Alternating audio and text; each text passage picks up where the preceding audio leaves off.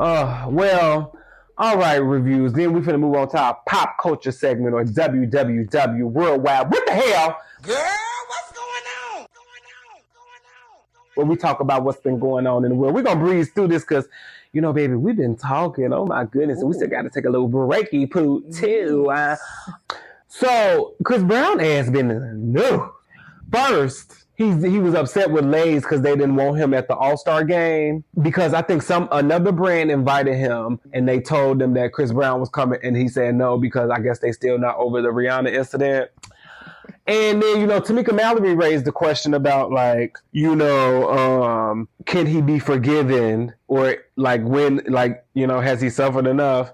The thing about Christopher is, well, hey, I'm sorry, Chris, you put your hands on her. That's just gonna change your life forever. I'm sorry, but also it's your behavior after. Did he ever publicly apologize? I feel like he did, but I don't think he did it like Oprah style. So wasn't there like another incident with someone else? And that's what I'm saying. Even after that incident, you still have been noted to treat women a little crazy. Like Karrueche, like I heard he stalked her a little bit. That's what they said. And then, I remember he said some comments about, Kehlani when she attempted suicide. Chris has not been the nicest to women, since then. Yeah. And, well, not since then, probably ever. And, I think that's what he's not understanding.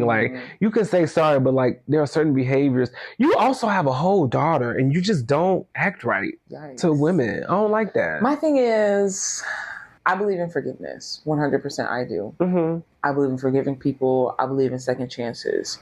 However, there are certain laws in the world, in the universe, if you will, that that's just the way the world works. And one of them is there are consequences for your actions. There are very well consequences. And some of your actions have lasting consequences. Like if I rob a bank, there'll be some very real lasting consequences. And it doesn't matter if I apologize. It doesn't matter if I give the money back. Tell it. It's just going to be what it is. You robbed the bank. Period. And if I've done it more than once, again, there may be people who give me a second chance, blah, blah, blah. But once you make certain decisions and you do certain things, there are going to be consequences for those actions. Yeah. Point blank, period. You've set a narrative for yourself, and sometimes it doesn't matter what you do to overturn that. We are where we are. Mm-hmm. And yes, some people are going to be willing to forgive, but the impression you make on certain people is the impression you make. Yeah. And in life, there's the same way you can't go back in time. There are things you cannot change. Some things are just lasting. You do it and you set a tone for something. And you can't go back and erase that. You can't go back. You can't take it back. It's like words. Once you say something, it's out there. You can't take those words back. And it doesn't matter how many things you say after it. What you said has had an effect on somebody, and they're going to remember you for those words specifically. All you can do is correct it. You've done. So it's am I holding the Rihanna thing against him still? I would love to say no, but I think the deep down inside, maybe I am.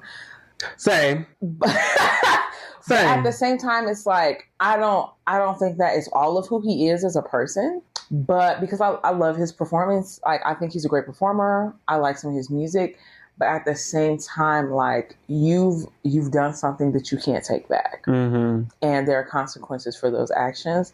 And that's just where we are. And if you're not welcomed in some spaces because of what you've done, I'm really sorry. But that just is what it is. And that's something you have to live with. And you can't throw a fit because of it. There are things that I've done that it's if I were to go back into certain spaces or to certain people, even if they've forgiven me, I know I would not be welcomed with the same way I was before anything happened. Because of the things that I did, because of the things that I said. And it's I can't be upset about that. I have to take it for what it is because it's taking accountability. If I cussed you out and flipped the table at your house, you probably don't. You can go out to eat, but you ain't coming back to my house. Right, you know what I'm saying? You probably ain't gonna what the fuck? I will welcome you back in, but I'll be now listen. Now, no flipping, bitch, okay? You touch the table, you out. Your ass is out. Yeah. Yikes. But no, yeah. Chris, I just think it's his actions after. Yeah. He also is being sued by Popeyes for $1 million loan. What? Chris Brown is being sued by Popeyes for a loan. I don't know if For he a took loan? Yes. From Popeyes? They give Or you like loans? contractual obligations or something like that. You think they'll give you something? Oh yeah, they can loan me. I'm weak. Wait. Yeah, he is getting not Popeyes. He is getting sued. If Popeyes is coming for you, you've done something wrong. It says, let's see. Chris Brown ordered to pay $2 million debt for unpaid loan related to Popeyes chicken. No. Chris, what are you over doing? $1 million of chicken. Okay, I'm finna skim through this.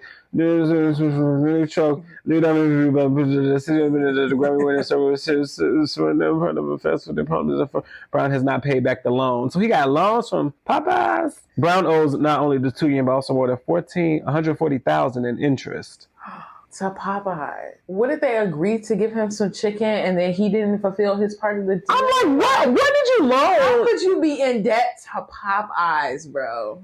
Bro, the City National Bank filed the lawsuit in Georgia where Brown took out the loan. Popeyes get that loan? Right, I need one. No, I don't want no Popeyes loans. They suing shit. Well, I'm gonna pay it back.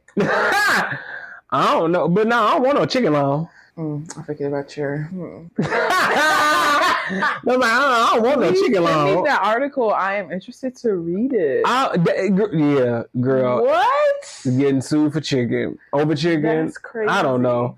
Chris, baby, get it together. I'm praying for you. So Marvel is moving on from the Kang storyline after, Jonathan Majors and his trial. So yeah, they done totally just erased the whole character. I don't know anything.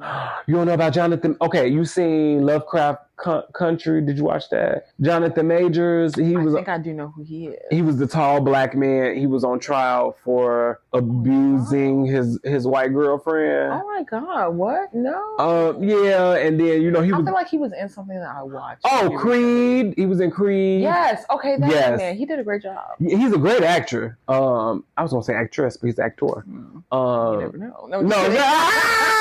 But yeah, he was on trial and everything, and I don't think he was found guilty, but I don't know. It was just it was a weird trial. She said he put his hands for abuse and stuff like that, assault. That's Megan Good new man too. Really? Yeah, they dated. This is also the same man that told his white girlfriend, because I think she used to get drunk a lot. He's like, "You're supposed to be my Coretta Scott. You're supposed to be my Michelle Obama. You're supposed to hold me down." How could you expect that from her? From the white girlfriend? He said this to the white girlfriend. Yes. Sir. But you could tell. No shade. I'm not. No shade. She cannot be. There is no way she can be your Coretta Scott. No way. You know why?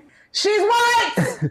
She's white! But that just goes to show these black men, some of these black men really get these white women. Has some deep. Oh, he got issues. Yeah, he needs to. I hope he's found. Praying for him. He's also on the prayer list. Yeah, he's one. He finds some therapy, some help. He's one of them ones that thought that white was right, and now all of a sudden he on. I guess with Megan, he trying to prove otherwise or something like that. But Megan, we need to put her on the prayer list too. She need to be careful. Yeah, that's why. I don't know. That's why it's just. I don't know. Yeah. It's like he one of the ones that disappoint. Let me shut up. Don't go down the path. No, because ever since I had my last guest on, Sharif, we had a very good conversation about race and things like that, because he is a mixed person, and a lot of his work in poetry is about finding identity and stuff. Oh, I know it's so hard. Yeah, and especially now. Oh, I'm gonna send you his stuff to read too. Of poetry. And you say you do like poetry? Oh, yes, I write poetry. Oh my God, I'm gonna send you his book. Yes. And so, I told him though, I just have this little bit of disdain for mixed people sometimes, specifically mixed with black white, because it's just I just hate how they pick and choose sometimes. Yes. It just frustrates my soul. But at the same time, I have a little compassion, because it's you're both. Yeah. So it's if you were all black, I would tell you to stand up for yourself. And I'm not white, but I'm sure white parents tell their kids to stand up for themselves. Well, I think the reason for me is because, and I said it out loud, yes. So any person wants to believe that whatever race they are, there is good in it, right? You know what I'm saying? You black and you proud, you Latino, you proud, you Asian, proud, with that, you want to be proud of your whiteness, but your whiteness to some people is scary. Yeah. It is threatening. It is, come on, we have history. Yes, we do. Big dumb history and that a lot of people don't want to acknowledge. I want you to stand up for yourself, but if you're wrong, you're wrong. Right. If you have enslaved generations of people. It's like, I don't it's like, and I think that's where the cutoff for me with mixed people is. It's like, your white side is something that I don't care to get to know. Or, cause like, that don't mean nothing to me. Yeah. You know what I'm saying? Like, that don't, like, what do you, like, in a way of what, maybe where you're saying, like, what have you and what do you have to contribute to my life? Or just like, in general, it's like, again, whiteness has oppressed. And I think that's the, like, kinds. And even, you know what I'm saying? And I think, and of course we could talk about the big issue about how nobody want to acknowledge this as a racist country or whatever, but like, because of stuff like that, is why I'm at with you. So like, I can't trust that. I'm almost like, can't trust that part of you, because like, whiteness has also been built to bring me down. Yeah. Like, you know what I'm saying? Yeah. It's not like it was built just to be like, okay, we want to, I don't know. There was no purity in it. Like, no. It was for no good or just cause. It has always come from a place of like, to make sure that someone else doesn't succeed, we have to do whatever and go to the darkest extremes to remain on top. Mm-hmm. And it's like, anytime you have to go to that extreme, anytime you have to be that way, it's not worth it. Yes. And what you have to offer is not what you think it is. So, yeah. And it's just like, I don't know what to do with that part of you, because like, I'm going to be real, I don't care. I don't care, girl. Like, I can help you with your black side. Like, we can do whatever, okay? Yeah. Because that's the side I know. That's all. And again, I'm all black, so I can only speak to my experience. Yeah. You know what I'm saying? But like, you know, just some of my experience with mixed people just have not been like the most pleasant. You know, it's just like, oh no. I don't want to say I struggle, but it's such a like, I have some white friends, great people. Mm-hmm. Great people. Mm-hmm. But I was just about to say, I was going to say, and like, I was going to say, me and you both know an example. We do. Yeah. We do. And look how that example is. Yeah. And how you can see the fucked upness. Yes. And like, I don't be wanting to deal with individuals. And that's not saying all of them are like that though. Yeah, yeah. Yeah, you know. And it's so, I don't know, like, I used to be like, I'm not racist, I love everybody, blah, blah, blah, blah. Then the older I got, the more just encounters I had with racism. And then, of course, 2020, I don't know, it revealed to me that, like, maybe I am. And, like, and I have this, like, distrust. It's like, sometimes there's always this thought in the back of my mind of, like, can I trust you? Mm-hmm. Are you really who you say you are? Is this performative? Is this out of guilt? Like, then I don't want to think that way, because then also, like, I'm very big on, like, okay, how the narrative can always be flipped. I wouldn't want anybody to think that of me. Right. Like, do you know what I mean? But what are you presenting me with though? Yeah. And I struggle. And then I struggle because, like, my nieces and nephews are mixed. Mm-hmm. Like, now they're not like white American, thank God. Cause like, let me not go down that path. But it's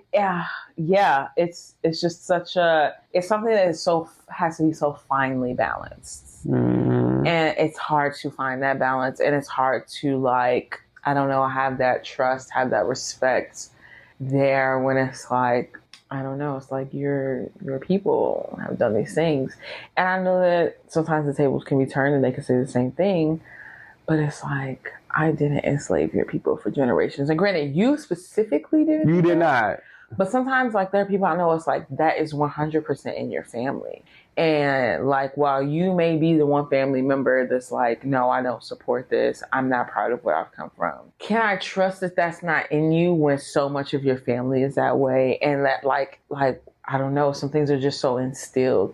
But at the same time, like, there are things in my family, it's like, okay, a lot of y'all do that. I'm not a part of that. Like, certain things you do, and it's like, I don't hold those same values. Same. So, you know, I struggle because it's like, can I hold you to a standard that I wouldn't want to be held to? Mm-hmm. No. but did I enslave your people for generations? No! And did I try to pretend like it didn't happen? That's the T. Do I, like, in the face of any injustice, I'm going to speak up. And I'm very much a believer in that statement. I'm freaking blanking on it. Like the quote about like silence. Like if you don't say anything, you know, and it's like, you know, I don't know. It's like, but if you're not saying anything, that I don't know what to think. And I don't, when I say if you're not saying anything, I'm not speaking the aspect of social media, because people can post anything. But like when I sit down and have a conversation with you, like when I observe how you interact with those of different races, like what is really coming out of you? What statements are you using? How are you interacting? Are you treating people of color and Black people like anyone else that you would meet? Or are you treating them a certain way? Like, and don't do it in the name of, well, I'm trying to relate. No, if you can't talk to me the same way you would talk to Susie, then don't do it.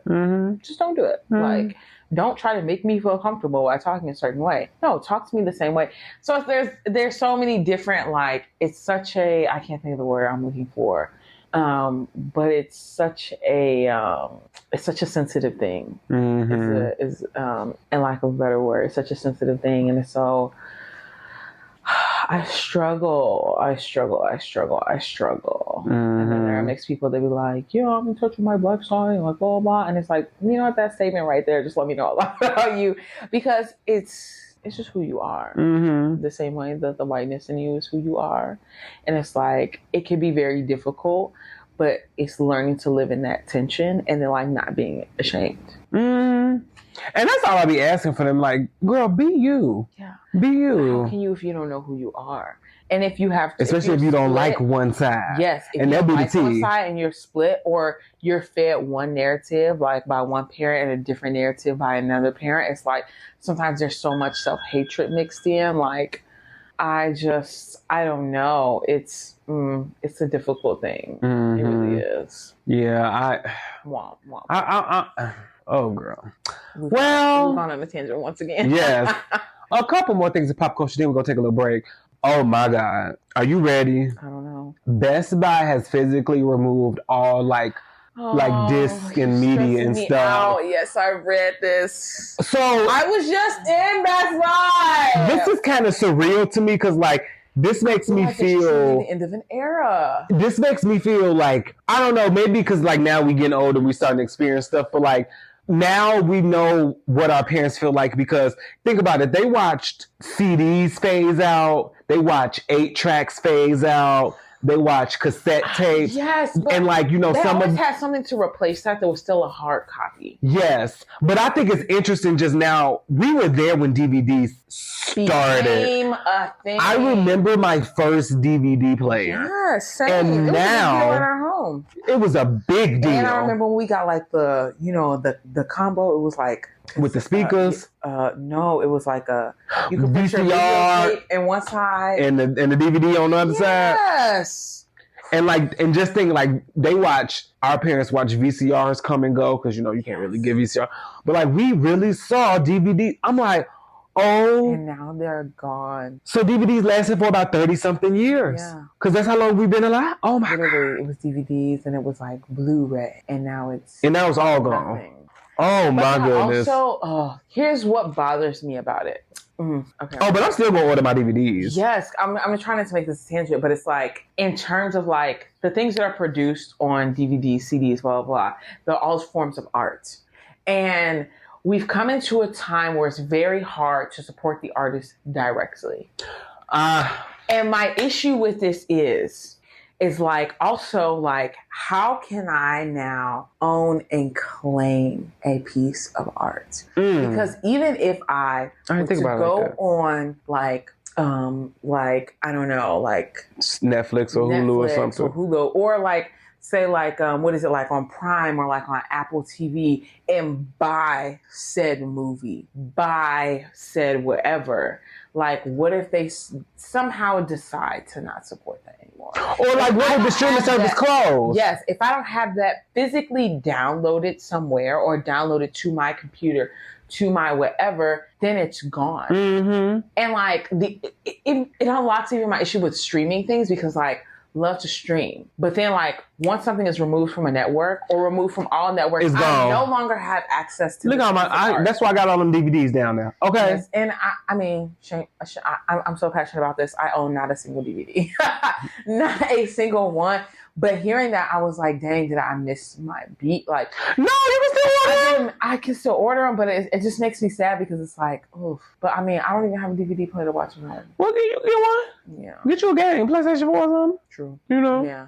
But yeah, when I read that, I was like, ooh, the end of the era, but also like... crazy. Yikes, eeks and yikes. Oh my God. I said, Best Buy's getting rid of all fit. Oh, and it's crazy. And it's not just DVDs, it's CDs, even games. Because you can buy. Even games? Because you can buy games. Yeah. You buy games online now. I didn't realize that. Like, I know you can, like, go into, like, the PlayStation store or whatever, and you can, like, download your game. But I didn't think you don't need a disc no more. That they make games now. The PS5, there's two versions. There's a version with the disc tray and without the disc tray. Yes, I remember hearing about that when Girl, PS5 came out. You don't need that. Damn. And it's more with the disc tray. Let me ask you this, since you're a gamer. So does that down the line sometimes make a game more expensive? Because then, like, before you would buy the disc, you can pay more for, like, the full feature, whatever. I don't know how it works. Well, but now it's like you buy whatever and then you, like, continuously have to pay for add-ons. Like, is that a thing? Yeah. Well, I would say now the shit more expensive because, a game back in the day for, like, a new game was $50. Yeah. Bitch, a game come out, it's $80. Okay, I thought you were going to say more than $100. I was going to follow up the share. No, it'd be like $80 or $70. And I'd be like, oh my God, that's my phone bill. No, literally. Like, what the fuck? That's my phone. And then, yes, all this downloadable content, and that's how they make their money. Yeah. The downloadable content, because people want that shit. Yeah. And I'd buy that shit too. Because, like, it'd be a game, and they'd be like, oh, download this other episode. And I'm like, girl, let me see if I got $5 I can scrounge up real quick. So, yes, that's how they making their money with the games now, the downloadable content. And then every network having their own, like, special features and stuff like that. Because PlayStation, but they have, like, deals where you could buy games at a low price, older games at a low price, and promos and all that type of stuff. But, yeah, they getting rid of the physical. You don't necessarily need it. You just need a big-ass hard drive. Yeah. Mm-hmm. But then it's like you kind of fucked. Because then what happened if the hard drive just like fails? Yeah, because that happens. Can you back up like how you can back up a computer? Can you like back up your game and data on a PS4, PS5? Yes, because that's what I got that hard drive for in case I need to back it up and stuff. Yes. You definitely can. The thing is, you just don't know when your shit gonna do that. You don't. Like, when I first got the hard drive for my computer, I was backing up like once a week, once every few weeks. Mm-hmm. Then I got lazy and something told me the other day, it was like, back up your computer. I guess I could say it was the Lord. I don't know.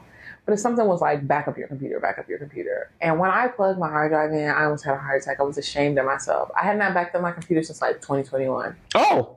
That was like a good like chunk for like maybe like almost a year that I really didn't use it. It was like collecting dust. It was my rolling tray more than it was used for me to use at all. Mm-hmm. And I was like, dang. But I mean, just put yourself on a schedule. Mm-hmm. Back it up. Yeah, I need to. That's sick. And it's crazy. It's like you don't.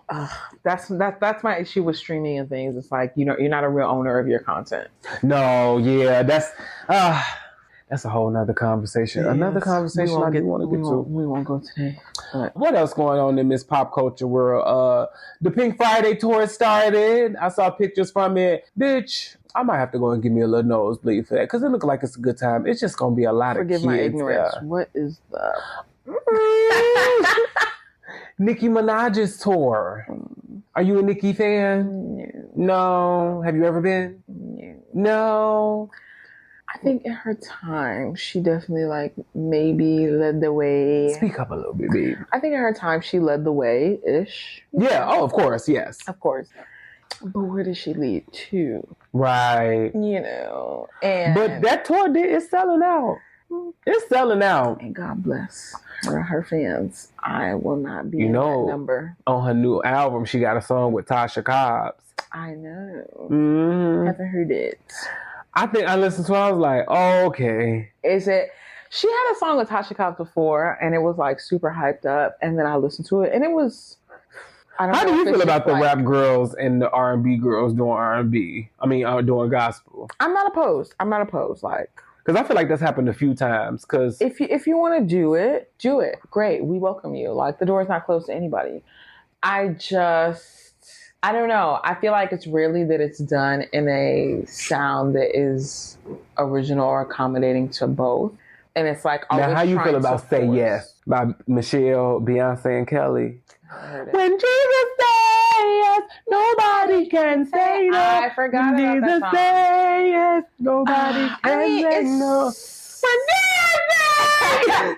It's cool. I don't know. I don't really have much of an opinion. Like, I remember the first time I heard this song, I was like, oh, what is this? Like, I had heard it like, it had been out for like a year or two. And I was like, oh, what is this? This is cute. It's a cute little... It's cute, but like... It ain't no praise and worship. I guess my question then always becomes like, what was the purpose? Like, were you doing this to just put something out that's Christian? Well, Michelle is actually now a Christian artist. Yes. And I think she just wanted something with them, which, I don't know, like, because I know a lot of people they was like, why would Beyonce do this? And I'm like, well, you gotta think she come from the church too. Yeah. And it's like, it's your root. It be, know.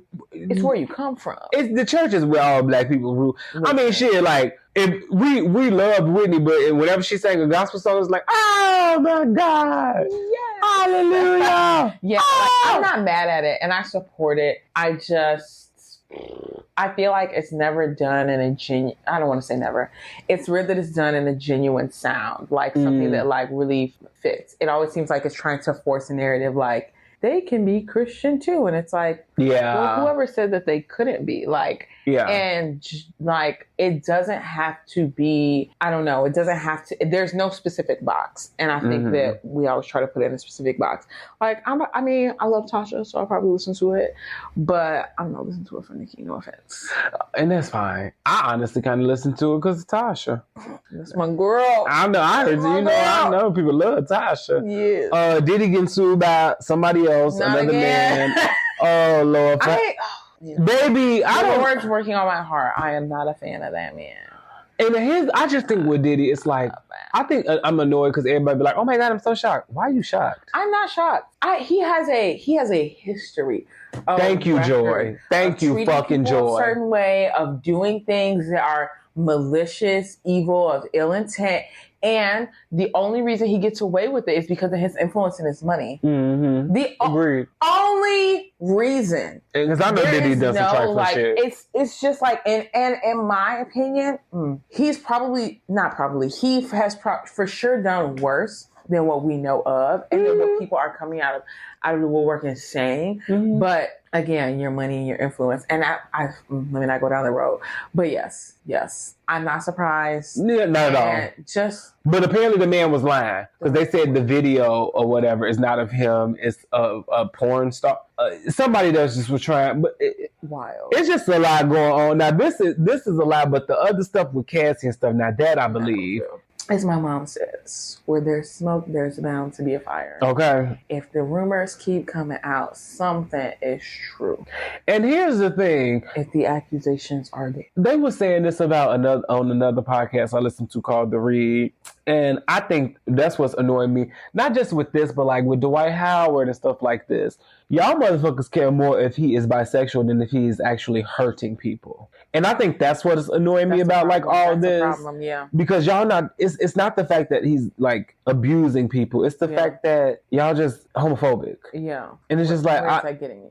Nowhere. And I think that's why one of the reasons is getting so big and stuff. And I'm just like, oh, I'm so tired of y'all weaponizing gayness. Yes. It's just like for what? It's really harming. Like there's been more wrong done to children, to women, to even other men by straight people. Yes. And by like just all kinds of people where it has nothing to do with sexuality.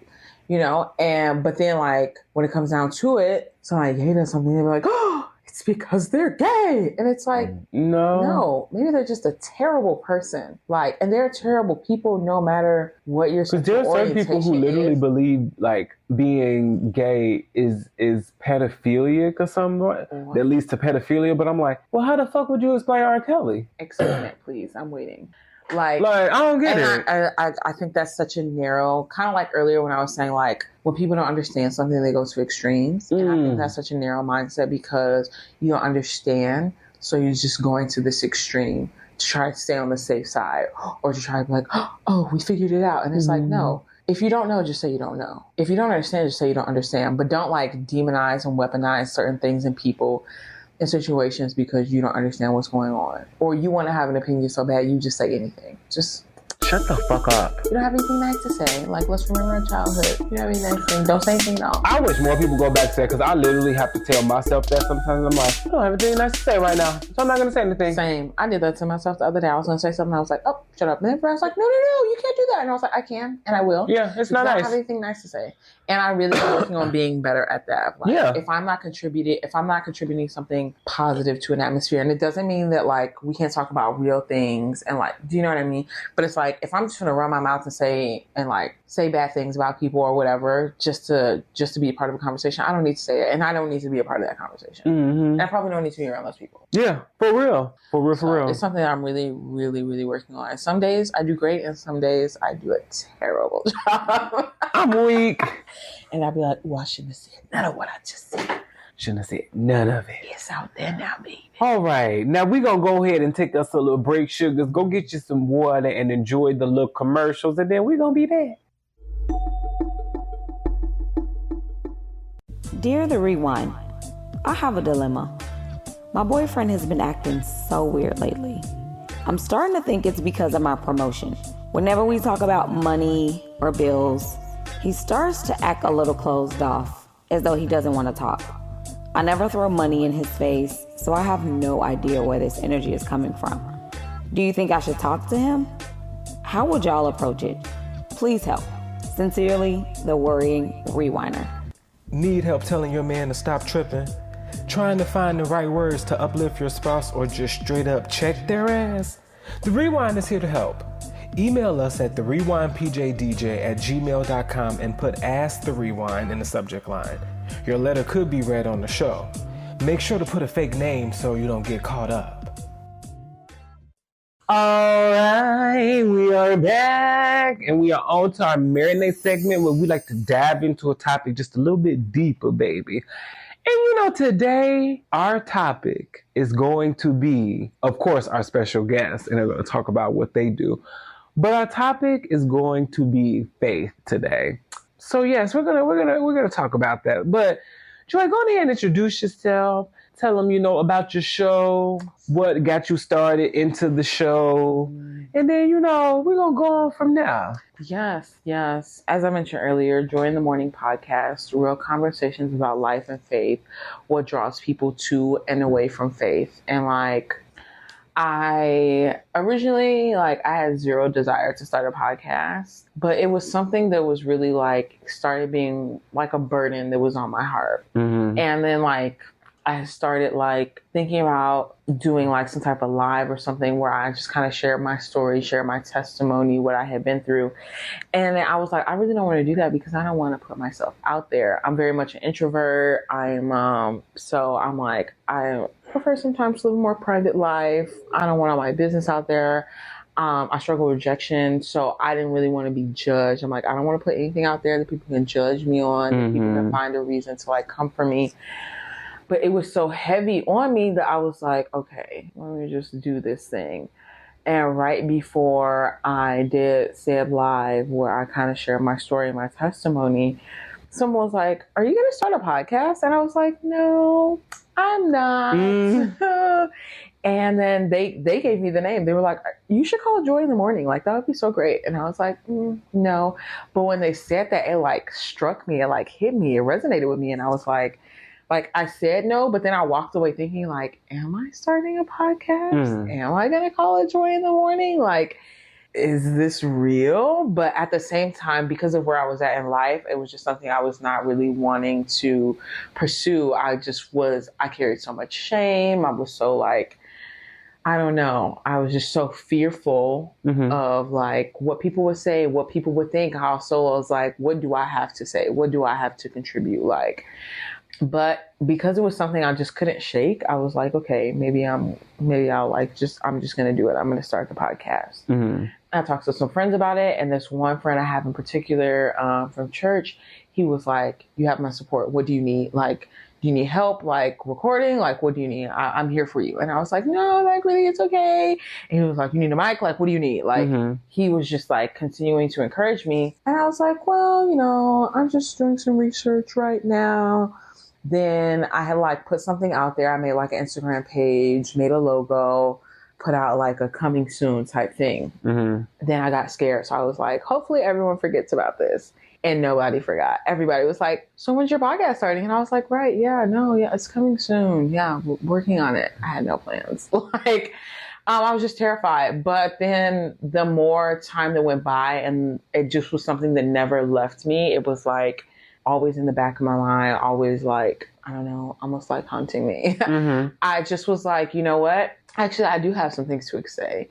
And I do have different experiences that I think I could use to help and inspire and just to speak truth about like church culture that people want to hide. And I was like, I've also started encountering but for a while I had encountered a lot of people that like they're open to faith, but they don't know how to approach it. And I was like, I would love to put a voice to that. I would love to make a space where people are able to come and ask questions, come with their doubts, come and just like listen to something that's not ultra churchy, but that just speaks truth.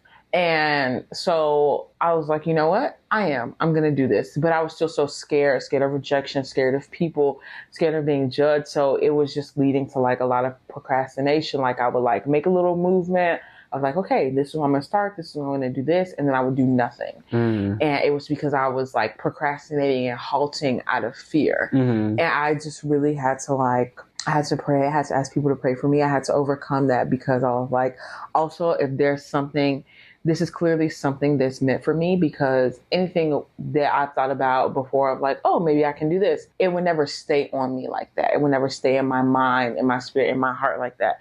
So I was like, the fact that this is continuing to come up in conversations, even before any of that happened, like people used to always ask me like, you have a great voice for like podcasting. I was like, oh, do I?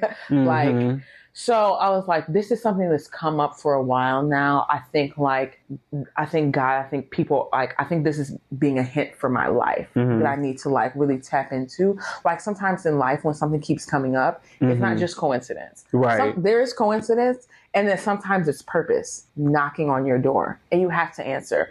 And so I was like, I'm taking all of this as my sign of confirmation and I'm just going to do it. And so one of my phrases for life that I used to motivate myself is like, do it afraid. Like no matter what you do, just do it. No matter how scared you are, no matter whatever it is, like do it if it's something you're meant to do. So yeah, I started Joy in the Morning podcast and yeah, my inspiration was just like, let's have real conversations about life and faith, the things that will cause you to run to needing something to believe in. And then the things that will make you be like, I don't want actually like this happened. And I don't know if I really want to believe anymore. I don't know if I do believe. I don't know. Like sometimes you encounter things in life and you're like, people that have been in church are like, maybe I don't believe in any of this and I've been doing it for a long time. And then there are some people and it's like they've been not believing in anything, but deep down inside, like they do have this desire to cling to something. And it's like, let's unpack that. Let's talk about these things. And there are a lot of people. In my last episode, my friend gave me this stat, which is like 70% of people are spiritually open to believing in something. And it's like, let's tap into that. And I really don't like I have to be careful how I say this. The term Christian sometimes bothers me because there are so many quote Christians and it's like nothing about you is Christ-like. I'm so sorry. And that's not coming from a judgmental place, but just from maturing in my faith, maturing in my life and being like, ooh, no. Like I remember when there was one time I was friends with this girl and Like, we have been friends for like almost a year. And then one day she was like, oh my God, you're a Christian? I'm a Christian. And I was like, what? Shocked, because she was so, and I'm not like talking bad about her, but genuinely just her actions, it was like so mean. So like just not great toward people. Like not even a good friend to the friends that she had. Even sometimes to like said and done some things to me. And I was like, ooh, like, so when she said that, I was like running back in my mind of like, where's your fruitfulness? Where's your testament to God in your life? Like, I don't see it. Everybody goes through different phases. Like, there are people that could probably say that about me in different phases of my life, but there were also phases where I wasn't even claiming Christianity. I was like, I'm an atheist. Or like, I would just tell people, I don't know where I'm at. Like, I grew up in church, but I don't know where I'm at. So, but I was not out there claiming Christianity and then like treating people like trash. And I shouldn't say that so confidently. I'm sure like I've done wrong. Like, I'm not painting this as if I'm the perfect person, you know. I'm going into tangent. But essentially, I wanted to create a space for people that no matter where you're at in your, you know, walk of life, and no matter where you are, like, there's a space to sit down and have a conversation about faith and about the faith community and about church, because I also know a lot of people that's like, they grew up in church and the church did them wrong. Wrong. Capital WRONG. Wrong. And a lot of people used to love that phrase, like, the church didn't hurt you, people hurt you. And it's like, guess what? Newsflash, if you read your Bible, the Bible says that the church is the people. Wow. So it has nothing to do with the building or the institution. It's literally the collective of people that make the church what it is. So when people say the church hurt them, guess what? They did. Yeah. And I wanted to also put a voice to those things, because I've had some encounters with the church and church culture. And I was like, ooh, like, I'm not the only one. I know that I'm not the only one, because I experienced this with people. And a lot of people have like talked about their experiences with me, and like sometimes randomly, sometimes like, you know, I was sharing my experience and they're like, oh, me too. But it's like, oh, like, we need to put a voice to this and no longer pretend like everything is fine and everything is perfect. It's like, no, let's be honest about what's going on. And and like, in some ways, like, let's deconstruct. And I'm not a deconstructionist that's here to like tear everything down, but like, let's deconstruct to rebuild the right way. And so that is kind of like my inspiration and my foundation. And like, I had my own like coming back to faith like moment within the last few years that like, I was like, man, like, God has done so many things for me that like, how can I not share? Like, how can I not share? And it's like, when you experience something good, you want to talk about it. So here I am, Joy in the Morning. Okay, Joy in the Morning pod. Now, question for you: were you a podcaster before you started podcasting? Never. Never. But I was gonna ask, have you listened to any Christian podcast, like? Or any like faith-based podcast? Was I podcaster? As in like, was I listening? Yes. Oh, yes. I thought you meant like, had I been involved in? Oh, okay. No. Just like, were you listening, especially like faith-based ones? Just because I'm curious. I don't know. I know they out there, but like, they're out there. There was one that TD Jakes got one. Does he? I think the man of God does. I've never listened to it. Glory to God. I feel like, I think he does have a podcast. There were a few podcasts, like faith-based podcasts. So like, I followed, there was this era where I was like, I'm going to be a podcast girl. And I followed all these podcasts in the Apple Podcast app. Never listened to a single one. But one of my, I wouldn't call him a friend, but someone I met when I lived in Wisconsin, he had started a podcast that was called The Failed Christian. And where I was in life, I was like, I need some type of encouragement, but also I need something and someone to relate to. And so the title alone like intrigued me because most Christian podcasts are like, God is good, let's talk. And it's like, but what are we going to talk about if I feel like God is not good? Like, you know. And so I had started listening to his podcast. He was like starting it, and he was putting out so much promo for it. I was like, I need to see what this is about.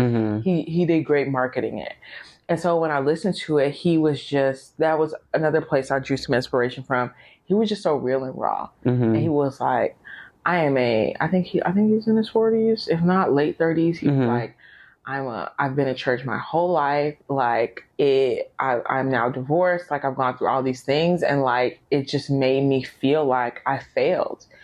But it was in that place that he drew his closest connection to God. Mm-hmm. And I resonated so much with that because I was similar in some ways to my story. Mm-hmm. And I was like, man, like, this is really encouraging, and it helps me feel better just about where I was in life at that time. But it also like gave me like a glimmer of hope to be like, okay, like, I'm not the only one out here. Because, you know, you go through different things in life and you just feel like it's me. I'm just on this journey by myself, and I feel so lonely.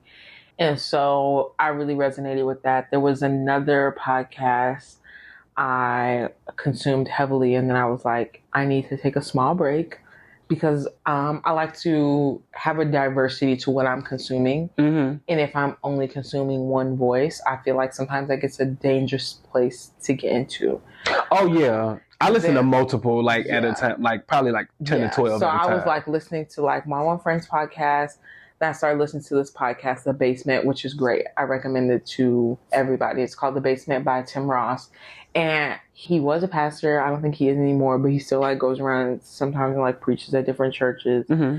But he just has a really great way of just being honest about the faith experience. And he doesn't do it in, like, in a ultra negative way. Mm-hmm. He's just like, this is the truth. Mm-hmm. This is what it's really like. And like, I like the way he breaks things down and how he doesn't sugarcoat things. He's just super honest. Like, if you haven't noticed, there's a trend here. I love honesty. Like, I don't want any of the flowers. I don't want any of the sugar. Like, don't sugarcoat anything. Just give me to me raw. Give me to me real.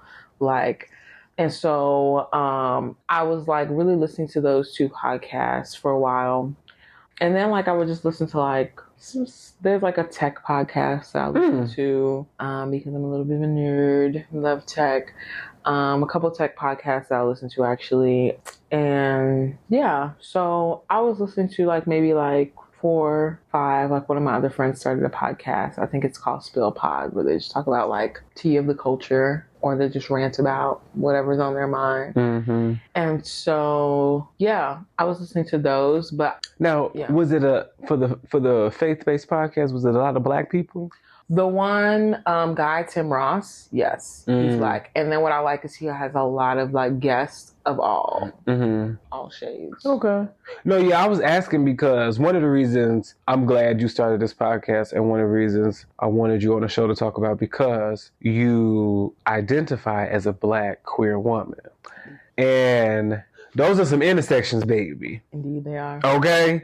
So like, and then when you think of faith, I know for one of them, maybe two. Well, I know one for sure. You know, faith and queerness is something that it needs to be talked about, especially in our community. Okay, so I guess I wanted to ask, like, how does that play a part into like the messages that's being delivered over the show? And of course, I know like you have different guests and they talk about their experience, but I know you talk about your experience too. But especially because one of the reasons, and I told Joy, I was another voice that wanted Joy to start the podcast, because I told Joy, it's so many Black queer people who grew up in the church, love the church, and even like Joy said earlier, the church do people wrong. And especially the Black queer folk. Yeah. Like, and I can't say who got it worse, because I've seen it for the worst. I've seen the bad for the men, and I've seen the bad for the women. But I do know men, Black queer men in church. Woo! Yeah. It is a journey that is like, I feel like for some can be like the most damaging journey ever. Yeah. So I guess, my question is for you, how does all your intersections play a part in like your faith? And how, I guess, do you want people to perceive that when listening to the show? I mean, I'm not shy about it. Like, I talk about my experience dating women and everything like that. And I just think it's a thing that, like, the church doesn't need to shy away from. So I don't shy away from. And, like, that was a big part of what drove me away from the church for a while. Because I was like, this thing that I have served my whole life and that I'm in love with. Like, I love God. I love the church. I love God's people, but like I was like, but they don't accept me. And it was like people that like before I had really like come out, I guess you can say, I just had this deep fear of like, there are so many people that like, you know, they know me because of my passion for God and because of how much I'm in church. It's like, if they also knew this about me, would they still love me the same way? Would they still accept me the same way?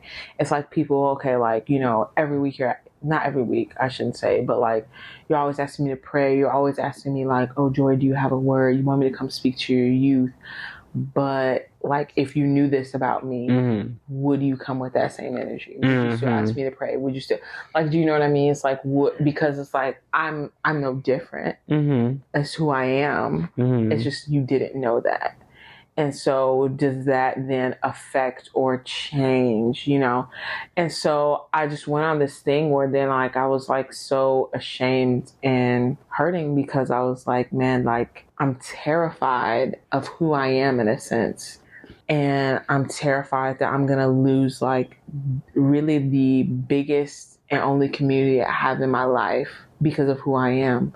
And so I had stopped going to church for a while, and I mean, I was just doing me. I was partying, I was drinking, I was smoking, I was doing all the things that you do when you're 20 and you're young. You want to have fun. Well, that rhymes. Not even try. She's a rapper. I was doing all these things, and I was so like, I remember one night I was like driving home, and I was like, why am I so unhappy? Like, I have the life that I want. Like, I had a really fine girlfriend. Like, I had the job I wanted, the car that I wanted. Like, there's some good money in my pocket, and I was so unhappy, like so, and I was so uncomfortable in life, and I couldn't figure out why. And I realized because faith was a big part of who I was, and I just kind of like closed the door because of the hurt there.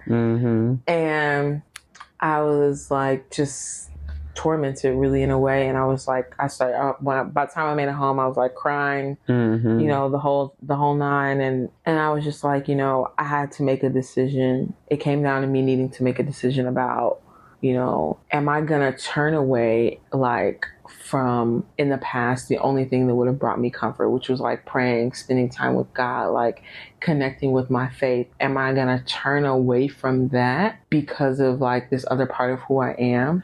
And then I was like, you know, or am I gonna like also embrace that side of myself? Am I gonna also embrace like God and just like, I don't know, I just was like, I don't want this to be something that holds me back. And so I decided to like, I was like, you know what? I'm just going to go for it.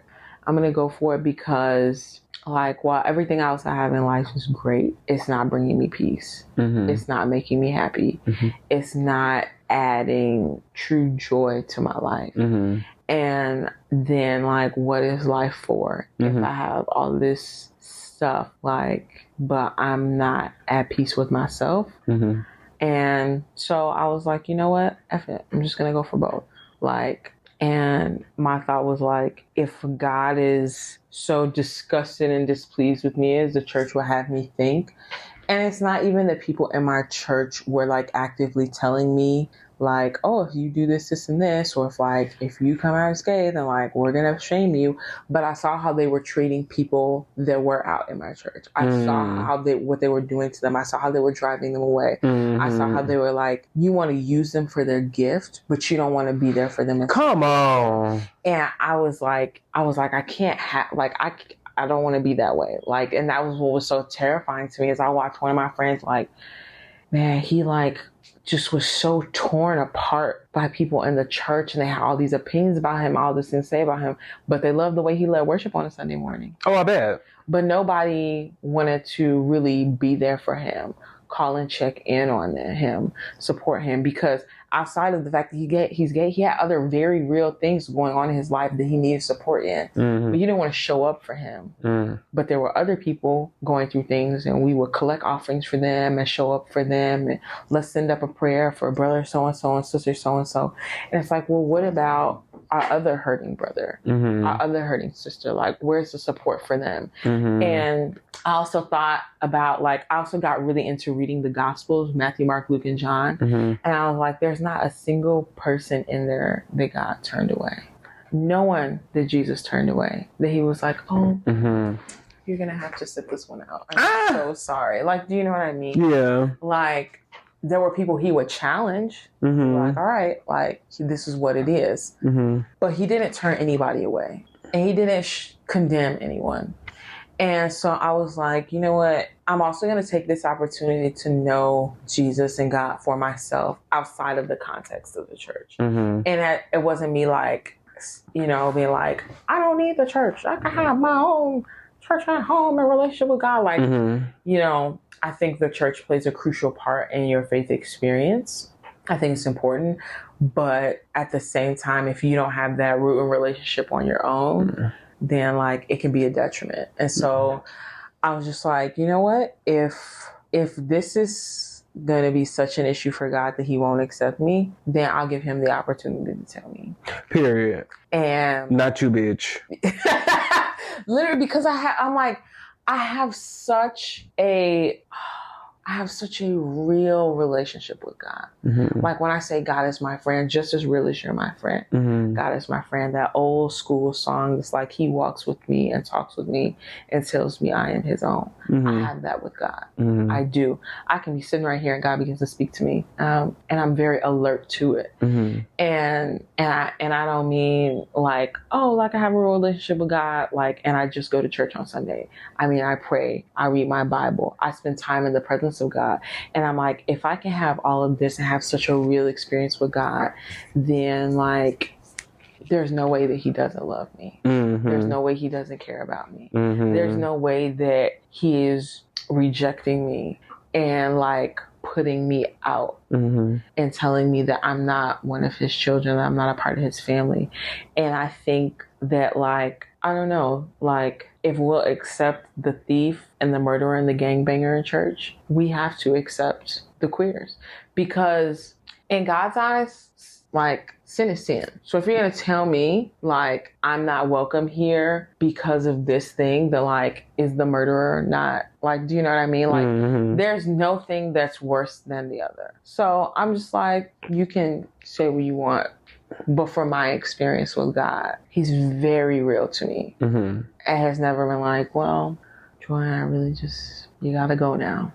Like it's never happened. So yeah, that's where I sit with that. And once I decided to not let my sexuality be something that drives me away, but it was also a thing that like pulled me toward God, that made me more curious to know the Bible for myself, because I'm like, all these people telling me this stuff, but what, like, I need to know what it says for myself. I need to like, I can't go based off of someone else's experience. Like, there was this guy I was friends with him. We're not friends anymore because he was so like, you like kind of in a way telling me I didn't need the church and like didn't need to be involved with him because they don't want me anyhow, and like blah blah blah. And I'm like, it sounds like you had a bad experience, and while I'm really sorry, I can't let your experience be my experience. And I'm not saying that his experience is not real and it's not valid, but I can't live that experience for myself because it's not mine. I want to have my own experience. I want to have my own relationship. And so, yeah. And was your, like, once you finally did accept all that, was like people giving you shit? By the time I entered that phase, I was not in the church. Okay. So I did start going to a church. It was a smaller church. Like I grew up in a mega church, like thousands of people every Sunday. Once I started kind of like going back to church, I was a smaller church, and I was prepared. I was like, these people are going to see me, puts me out, or they're just going to like, do like the fake church nights. That's why I don't go to church now, because I just got a feeling, I don't know if they're going to see me. And then my thing is, I'll be fine just always. I think I'm also scared to go to church too, because I don't want to have to cuss nobody out at the Lord's house. And I will cuss somebody clean out right in front of the pulpit, okay? Oh, no. And I don't want to do that. But that's how much I love and respect him. Like, I don't want to do that in the house of the Lord. Like, but like, if a bitch come for me sideways in there, let's go down to the communion hall or whatever. Like my auntie, she was fighting in the church. Oh, Lord. Like, Gail, no. I'm weak. Glory to God. Oh, no. Come back the next Sunday.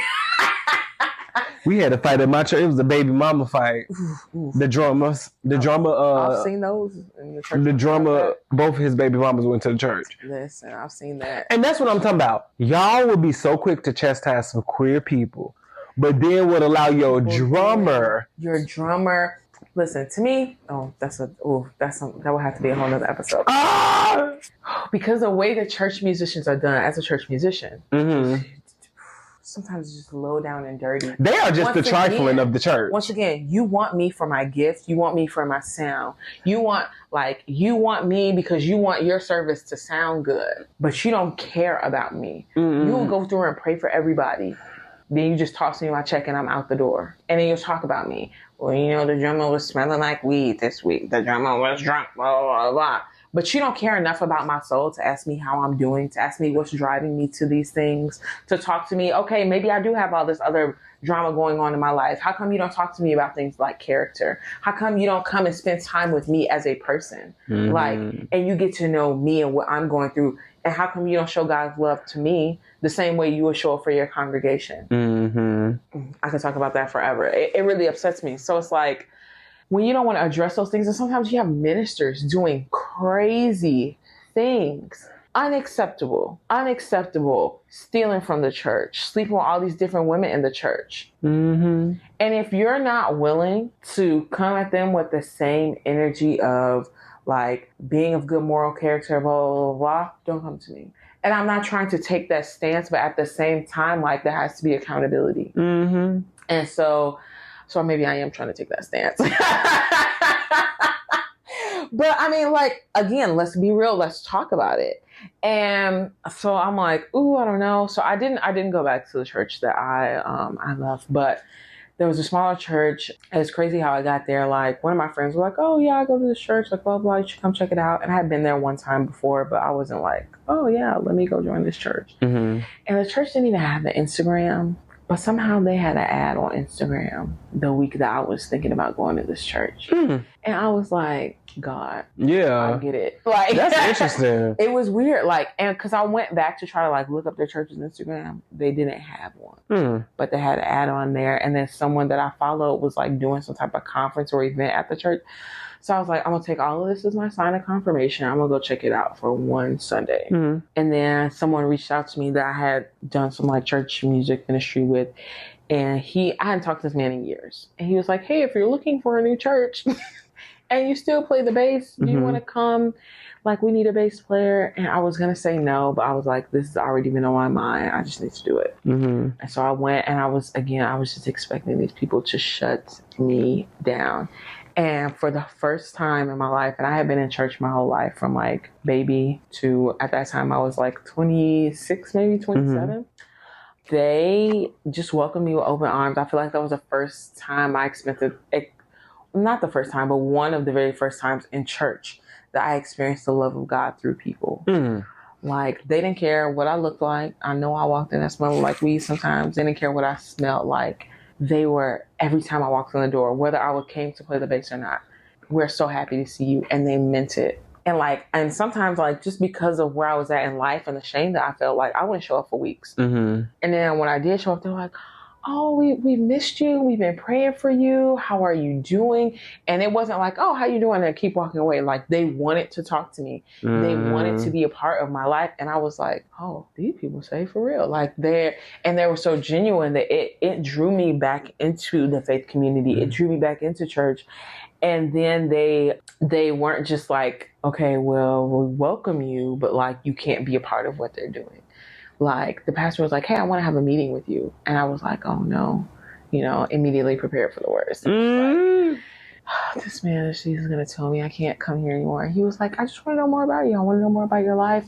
I know you've been a part of church before. I want to know like what you were a part of. We need a lot of help around here. Maybe you can help out in certain areas. And I was like, me? Like, and so I was like, that sparked something in me. And it really like kind of like changed my mind from the experience I had previously about how I was treated.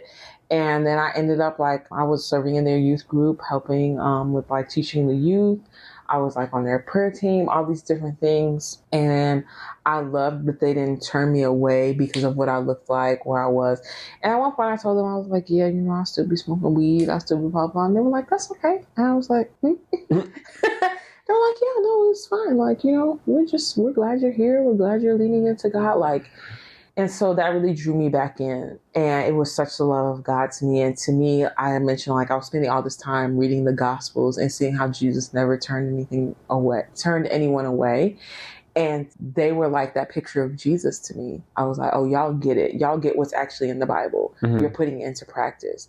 Because there were other people like they were part of the LGBT community and saying they were welcoming them. They weren't turning them away. They weren't talking down to them. They weren't treating them poor. They was like they were welcoming them and they wanted to be involved in their life.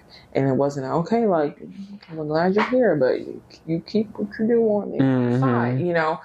And so that's what was attractive to me. And it was encouraging to me. And I was like, okay, maybe there is still a place for me in the church and faith. And so, yeah. Do you think Black church is going to get over this hurdle? Because that's what's fucking us up, amongst many other things. But it's just like, because you are damaging and hurting so many people and driving them away. And you're just breaking so many spirits. Yes. Here's what I think. I think that, like, you know how, like, if you're misbehaving and like your parent notices that you're misbehaving, but like they don't say anything for a while, and they eventually come and be like, "What? Told you!" Like, I feel like in a way, I want to be careful how I phrase that. That's like maybe God's approach, and like He's just up there looking like, "Now y'all don't keep acting a fool." But I think there's gonna come a time, and probably very soon, especially with like ever since the pandemic, there's been such a shift in the church world. And some people are just trying to carry on like they did before. And I think that there's very soon coming a time where churches places that are calling themselves churches, but they're not functioning like the true church, like the true body of Christ, they're just going to cease to exist. And like, you cannot, what's done in the dark comes to the light. As I talked about earlier, all actions have consequences. And you cannot do certain things to people and treat them any old way and like nasty way and just expect to get away with it. And here's another thing is you can't treat people nasty and dirty and rude and mean and then expect for God to bless you. Cannot. The Bible says blessings and cursings cannot proceed out of the same mouth. And so either way, and the Bible talks about it a lot in Proverbs, those that are wicked and they do wicked things, that comes back to them. It even talks about how like you setting a trap for other people, you're setting it for yourself. And so in my mind, like, you're having your time now, but your time is coming. And like, it feels weird to say that in the nicest way, but genuinely, like, it's not in the nicest way, but in the most genuine way, your time is coming. And I'm not saying that out of a malicious place or like anything like that. It's just like, according to the Bible, according to just like the laws of the universe, of the world, like you get what you get. And you're treating people this way, it's going to come back to you.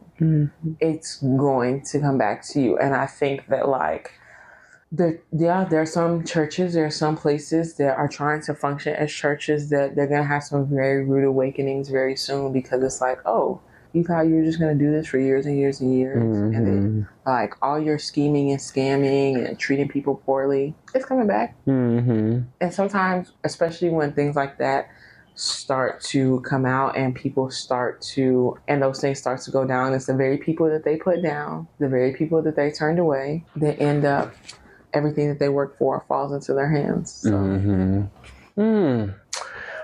It's just,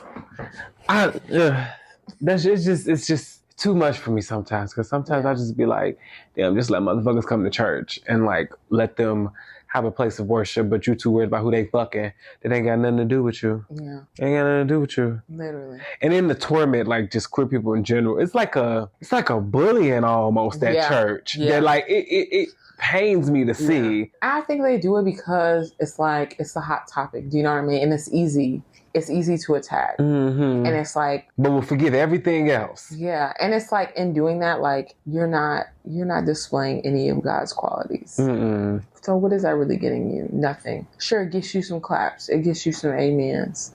But again, what we were talking about as far as like people's insecurities and what you really are, like sometimes people that go so hard on those things, it's because that's what you're experiencing and feeling yourself. And you feel the need to like, okay, maybe if I preach against this enough, it'll do something to me, or people won't think this of me. And it's like, Actually, anytime, sometimes people are in spiritual and in biblical terms, like sometimes people are anointed for certain things, if that makes sense.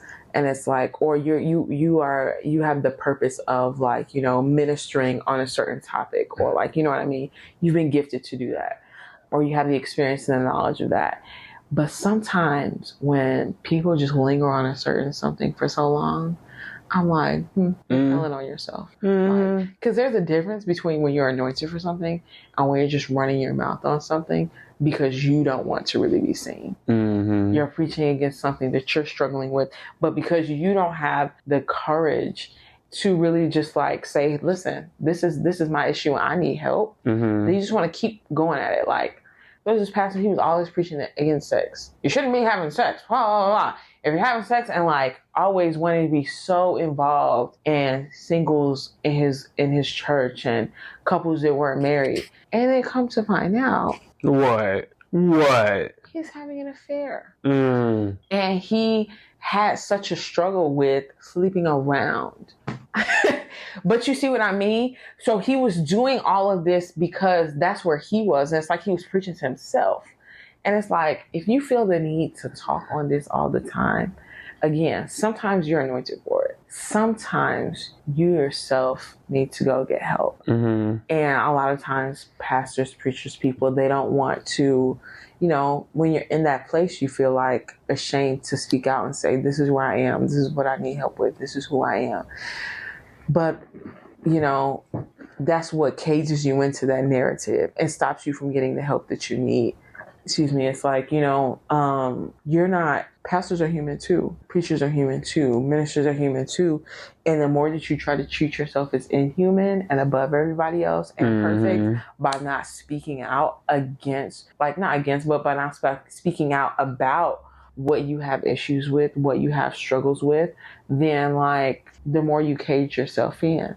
So then to turn around and be like, well, my church, they just wouldn't accept this about me, blah, blah. It's like, no, you wouldn't accept the fact that you needed to speak up and say, I need help. You wouldn't accept the fact that you needed some accountability in your life in a certain area. And so that was a very long-winded answer to your question. No, that's fine. Yeah, I think that like those things are coming to people that have done people wrong, and for those that are so like into speaking out against the LGBT, I always mess it up. BTQ. Yeah. IA plus. Yes. That like it's coming to them, and some of y'all might be telling yourselves. It upsets me because it's like we need Jesus too. Okay, because I love the Lord. I love you, Jesus. I'm weak. What does faith mean to you? Faith to me, someone recently described it. It's like I always struggle to find the words, and someone gave me language to it, and it was like faith is being fully convinced. Faith to me is like the same, and I know some people have heard this example before, but like the same way that I have belief that when I sit my big self down in this chair, it's going to hold me up, is that when I live my life for God, that he's not going to fail me. Faith is having that belief so strong that like I'm willing to die for it.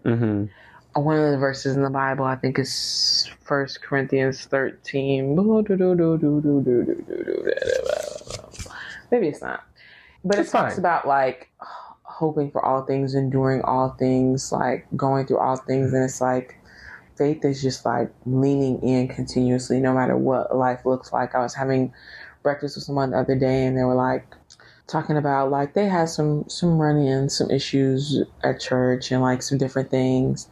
And then when it came down to belief in general, they kind of were just like saying like, I just don't know. And I was like, the thing about it is if you're really going to be about it and you're really going to have faith, it's like no matter what happens in life. Because some people are like, well, if God is real and faith is real, then why am I experiencing all this bad stuff and blah, blah, blah? And it's like, hey, the Bible never promised, like God never promised that you wouldn't encounter hardship. In fact, it says you're going to go through suffering. It's like a guarantee. If you have faith, it's guaranteed. It's like your stamp of approval. Suffering is coming your way.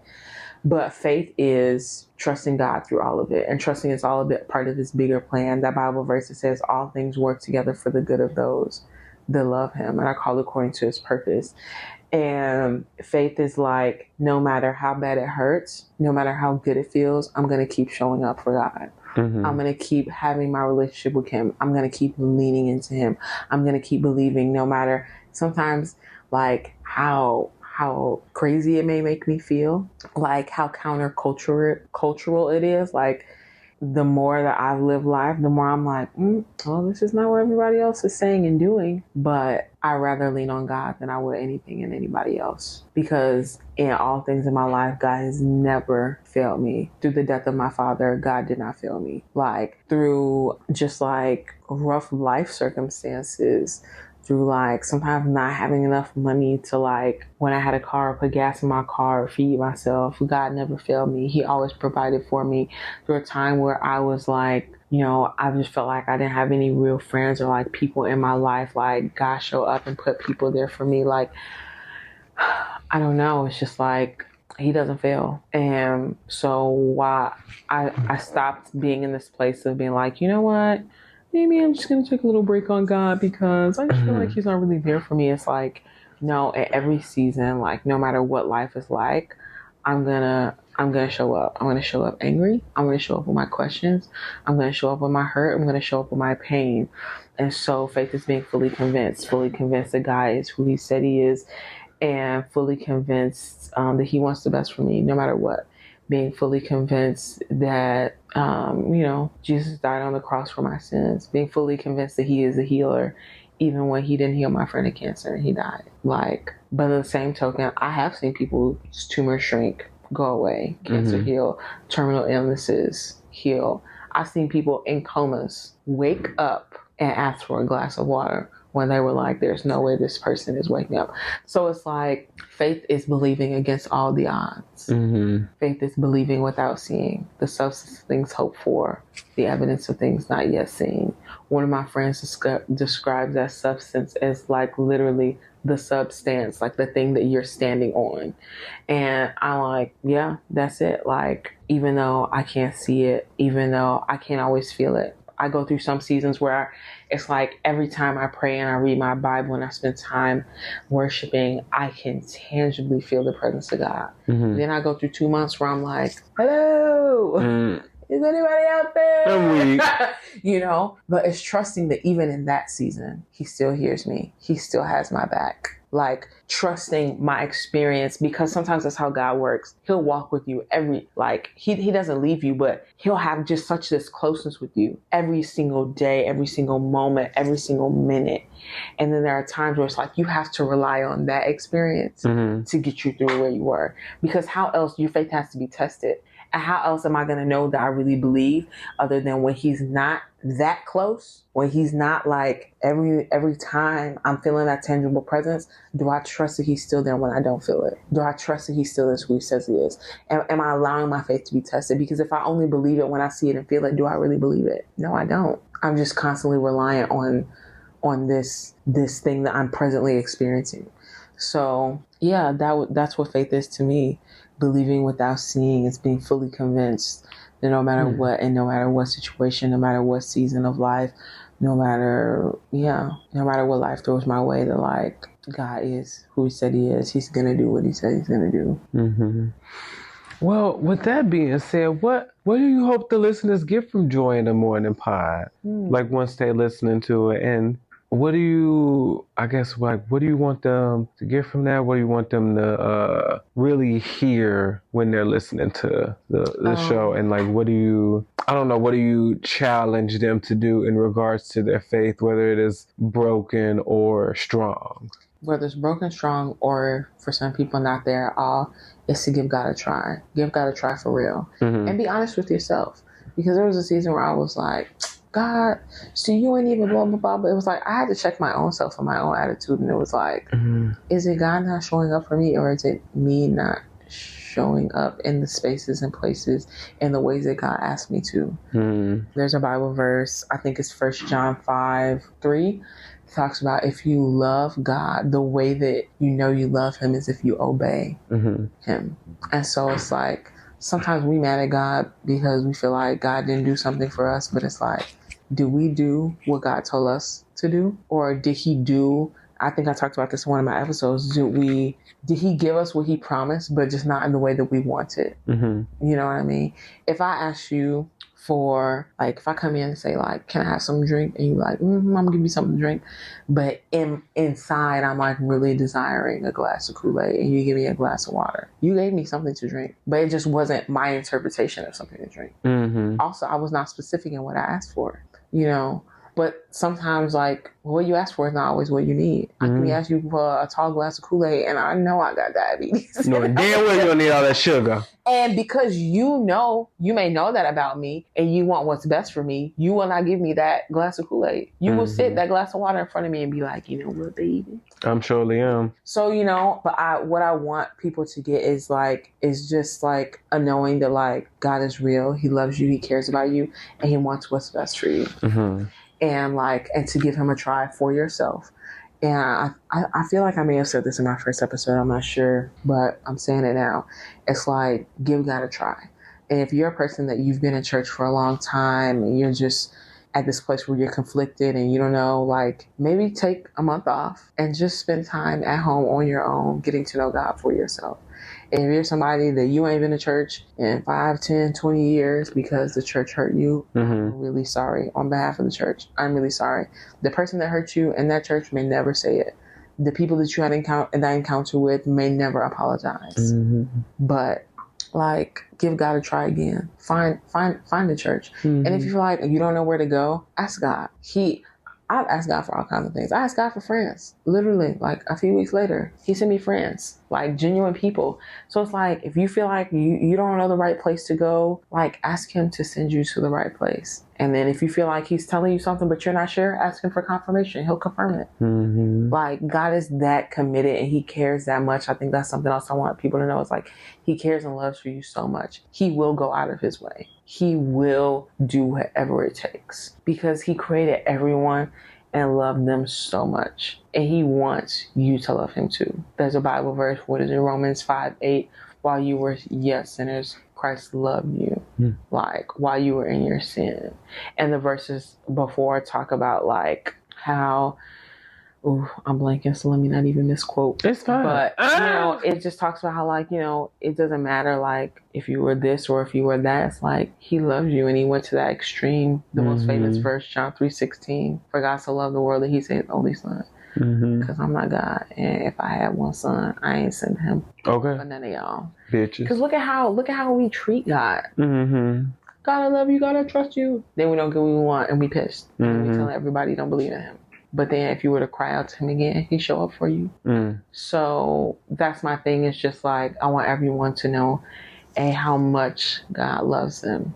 And I want everyone to give God a try for themselves. Don't go based off of someone else's experience. Give him a try. And if you try him and you feel like you don't like him, okay. But in my experience and from what I've seen, he's never let anyone down. So, period. Well, you know, on that note, go and listen to Joy in the Morning podcast.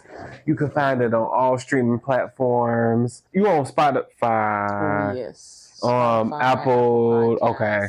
I think somehow, I don't remember doing this. Somehow it's on, like, iHeartRadio podcast. Didn't even know that they had a podcast.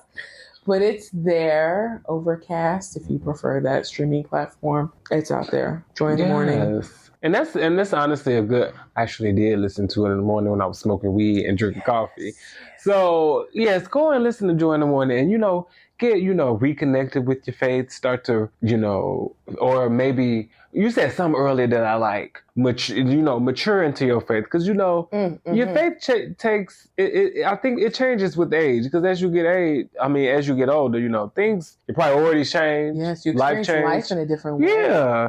So definitely go and listen. And I'm so happy you came and talked, baby. Thank you for having me, who knows? You might see me on an episode of her podcast talking about my faith, baby. Maybe. Coming soon. Well,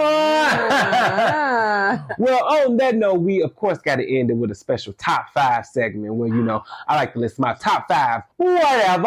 5, 4, 3, 2, 1, 0.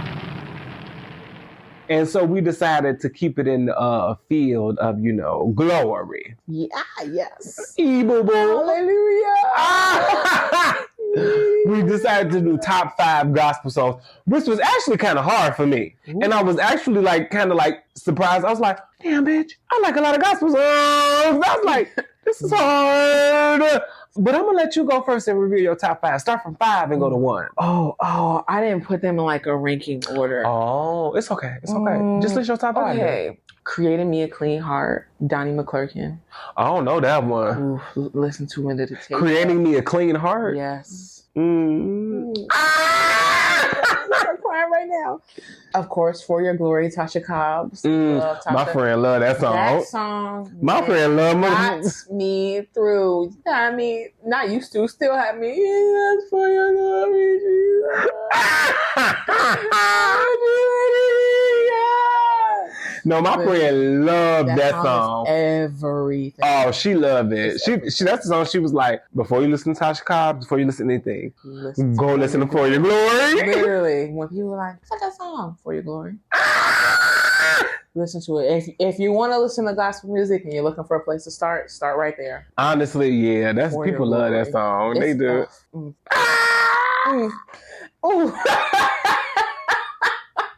That would be my number 2. Okay. Creating Me is probably my number 4. My number 5 is Best in Me. I love that song. Best in Me. I discovered that song a little late in the game, but no, that's a good one. It just tore me. Most gospel songs just tear me up. No, that's a good one. It came at the perfect time in my life, and I was like, thank you. You say that to me. I'm weak. Oh shit! Praise Is What I Do. By Praise Is What I Do. Oh, that's a good one too. Is what I do. Let me not go. Hallelujah. Oh Lord, that's a good one. Okay. And then my number 1, More Than Anything. Oh, I don't know that. Mark Campbell. Oh, you do. I love you, Jesus. I worship and adore you. Just want to tell you, Lord, that I love you more than anything. Yes. Okay, I know that song. Yeah, I know that. That is.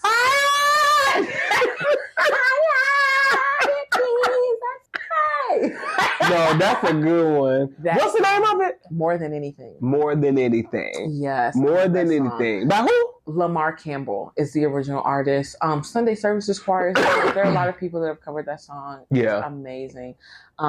That's my favorite because as a little girl, I remember hearing that song in my grandma's church because I grew up in a church. It was very Christian contemporary. Yeah. Very multicultural. So we didn't sing a lot of Black gospel songs. Oh, okay. And I remember hearing that song in my grandma's church as a little girl and it just struck me. I think I cried there. It's always one praise worship song that really just gets you. You be like, oh, yes. And good. throughout life has stuck with me and changed me and transformed me. So yes, but let's hear your top 5.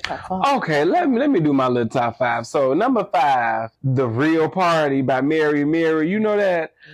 Somebody up in here that I need to break through while you came and looking and expecting of something to happen. I come to let you know that it's true. Get down, show your dance, make some noise, move your feet. Hey! Listen to that song. I did not know that. The Real Party. That's a good one. You know me, I've always had that twerking spirit instilled in me. And so, I love whenever I found, because that was the thing about me as a kid. Whenever I found the gospel songs that were more jumpy, I was like, oh shit. Because the other songs I knew they were more praise and worship. I'm like, I want to hear some happy church music. Every song I listed was like a hallelujah. And don't get me wrong, I appreciate them. Yeah. But I just need that I get excited about the Lord. You know what I'm saying? Yes. So there's number 4. And we will praise you for the rest of our days. Yes. Yes, Lord, for the rest of our days. Yes, brother And we Kirk. will praise you for the rest of our days. Yes. Do you listen to his Do you listen to his daughter, Jacqueline Carr? No. Ooh, she has a song, You Will Win. Please listen to it. You would win. You will win. You will win. Yes, so she has a lot of good songs. So I Okay. really like that But one. yeah, In the Sanctuary, that's my shit. Yes. I'm sorry, Lord. It's all right. It's okay, baby.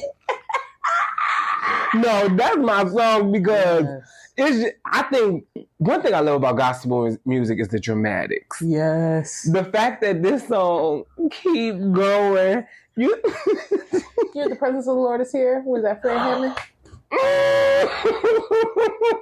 The presence of the Lord is here. I know that choir was like, oh my God, no, this nigga is not okay. Do another again, man. I guess. Number 3, More Than I Can Bear by Kirk Franklin. No, he'll never put more on me. I've gone through the fire. Now I have Now, you know, I used to line in church, y'all. So, like, this song, especially me, because this is my great-grandma's song. Like, this is her song. I remember when she was, like, on her deathbed, she was in that room, like, it was dark, and I remember this song was just on repeat. And so that's why it's always a special one for me. And I also just, like, you know, he'll never put more on you than you can bear. You really gotta stop it. I be having to stop and say, like, okay, Jesus, I know this is a lot, but it ain't too much. Because sometimes you really be like, oh my God, I'm going to die. Yes, like. But then you're like, too much. Okay. Like, wait. He gonna put a little on my back, but he ain't gonna break my back. Yeah. You know what I'm saying? Yes. Okay. So I love that song. Number 2. I'm sorry, I had to pause because this one really do give me. Ooh. Yesterday by Mary. Yesterday, I've had enough heartache. Never. Joy, put it in your list now. I was never a big Mary or Oh. person.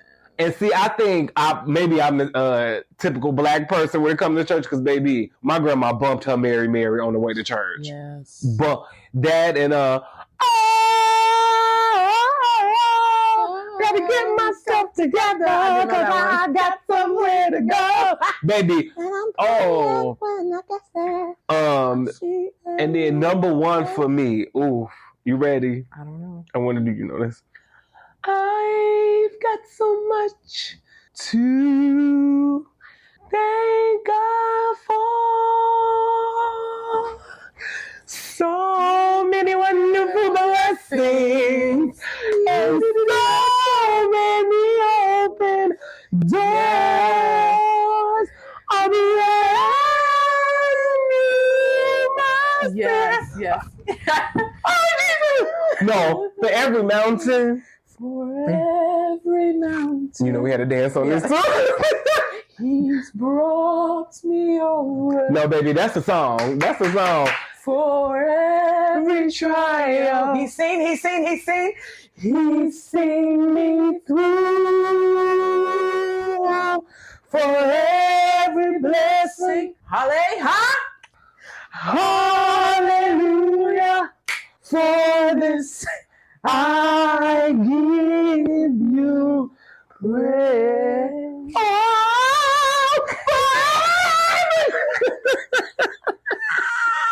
No, that's my number 1 because that song, again, the dramatic stuff. Stir me up. Because for every mountain, it starts so like. He's brought me over. So just her voice alone, I'm like, ooh, and it's like you can tell she seen some mountains. She been through something. Oh, she is singing, and the fact that it's like not too many chords behind her. Yes. I love when a song has somebody, like an honorable mention I was going to put on my list, but I had to take it off. That's why I love Take Me to the King. I don't care what nobody says. And I know y'all finna be like, I'm tired of it. I hate it.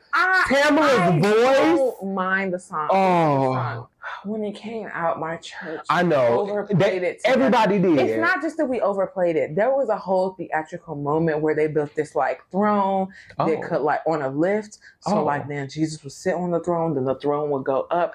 Then we had angels that was bowing down. It had the church folk in the hole. A hole is an understatement. Okay, we became the song for many months. And every time we needed to do a choir special, we did that as a choir special.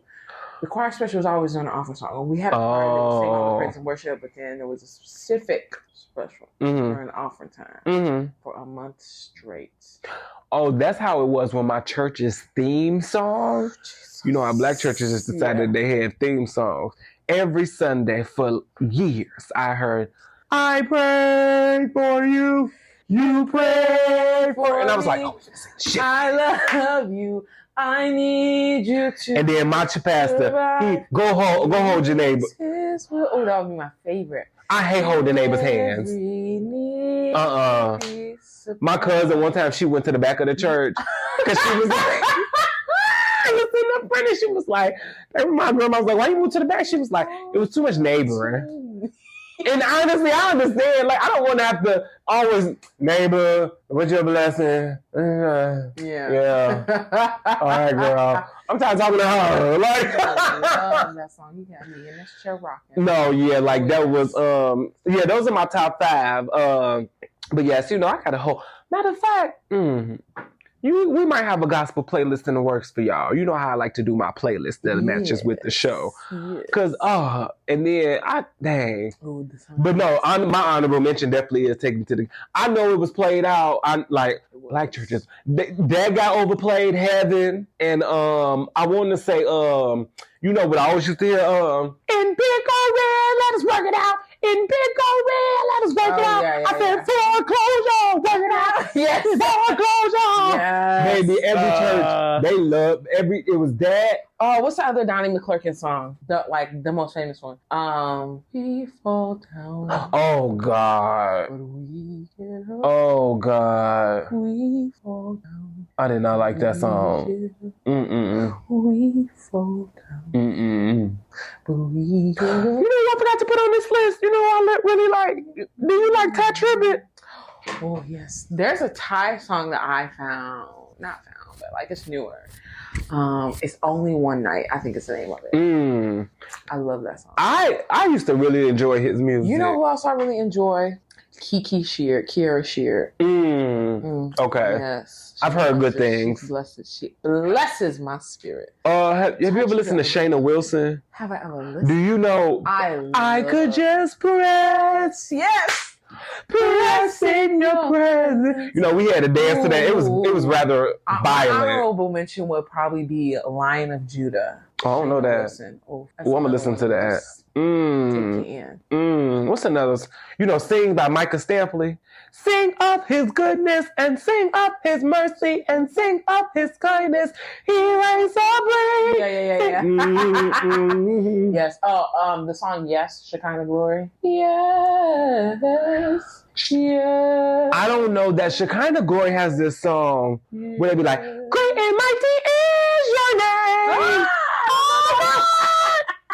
I've been trying to find what's another good, but okay, we gonna go. We're talking about countries out there.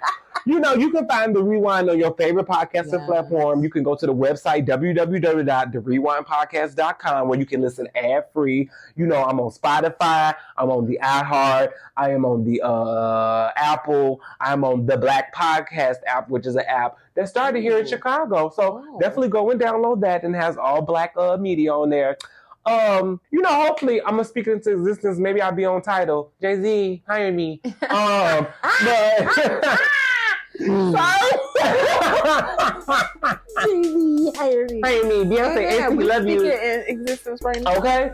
But yes, thanks for joining us, and I'll see you next week. Oh.